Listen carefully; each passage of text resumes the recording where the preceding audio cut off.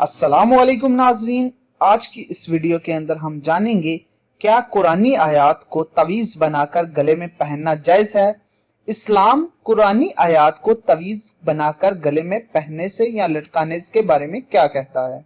Video शुरू करने से पहले हमारे चैनल को सब्सक्राइब कर लें और बेल आइकन को लाजमी प्रेस करें ताकि आपको बर वक्त हमारी वीडियोस मिलती रहें।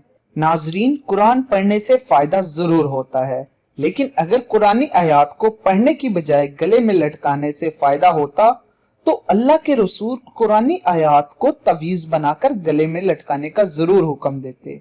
जहां आप सल्लल्लाहु अलैहि वसल्लम ने कुरान पढ़ने का हुक्म दिया, वहां उनको गले में भी लटकाने का कह देते।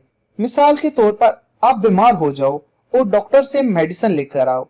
अब आप अगर उसे खाने की बजाय गले में लटका लोगे तो क्या आप ठीक हो जाओगे? ऐसा हरगिज नहीं होता। इस दौर में लोगों ने इस्लाम को खुद ही मुश्किल बना दिया है। जो काम अल्लाह और उसके रसूल ने हुक्म दिया है करने का, वो हम करते नहीं और हर रोज दीन के अंदर कोई ना कोई न्यू बिद्दत निकाल कर बैठ जाते हैं। हम लोग गुनाह को भी सवाब समझकर करते रहते हैं। नमाज पढ़ने का अल्लाह ने हुक्म दिया है, हम कभी नमाज की तरफ नहीं जाएंगे, लेकिन हाँ, पीर साहब की कब्र पर बिलानागा हाजिरी देना हमने फर्ज बना लिया है और जो काम अल्लाह और उसके रसूल ने फर्ज किए हैं उससे हम गाफिल हुए बैठे हैं। अबू दाऊद की हदीस नंबर 3883 में नबी अकरम सल्लल्लाहु अलैहि वसल्लम ने फरमाया, जिसने कोई चीज लटका ली उसने शिर्क किया। और एक जगह जामिया तिर्मिजी की हदीस नंबर 2072 में आप सल्लल्लाहु अलैहि वसल्लम ने फरमाया, जिसने कोई चीज लटका ली अल्लाह उसे उसी चीज के हवाले कर देता है। अब तू उसी चीज से मांग, वही तेरा सब कुछ है। अल्लाह माफ करे। कभी आप अपने तवीज खोल कर देखो तो इनमें लिखा क्या है, आप खुद ही हैरान रह जाएंगे।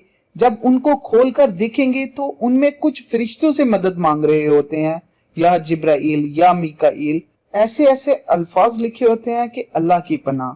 ये पीर फकीरों ने इन्हें कमाने का जरिया बनाया हुआ है और हमारी आवाम को इन सब में कुछ समझ नहीं आ रही।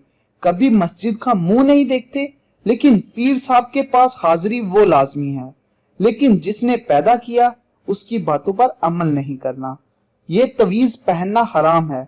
अल्लाह के नबी अकरम सल्लल्लाहु अलैहि वसल्लम ने इन सब से मना फरमाया है। अल्लाह आपको और मुझे कुरान पढ़कर उस पर अमल की तौफीक अता फरमाए। उम्मीद करता हूँ आपको मेरी ये वीडियो पसंद आई होगी। मिलते हैं नेक्स्ट वीडियो के अंदर, तब तक के लिए हमें इजाजत दीजिए। अल्लाह हाफिज, फी ईमानिल्लाह।